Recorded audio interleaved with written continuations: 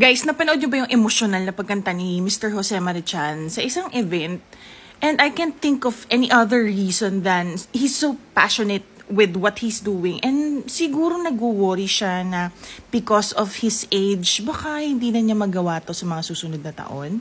Ginagawa natin siyang memes kasi alam natin na left and right, naririnig natin ang boses niya kahit saan tayo magpunta, lalo na kapag bare months na.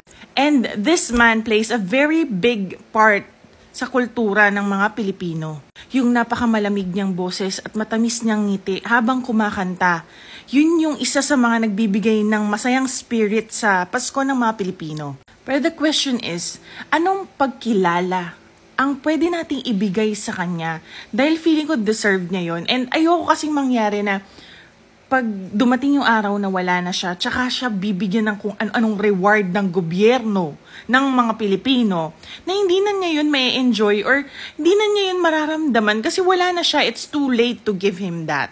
Kaya para sa akin, kung meron mang nanonood dito ng mga taga-government o sa cultural aspect, hindi ko alam hindi naman, wala akong idea sa mga ganyan kung sino dapat ang magbigay ng recognition sa kanya or award or something. Pero please, this man deserves an award and please give it to him while he is still alive and happy. Sa panahong meron pa siyang lakas para i-celebrate yung tagumpay sa sarili niya. Christmas in the Philippines will never be the same without Jose Marichan. Make this old man happy. Give him what he deserves.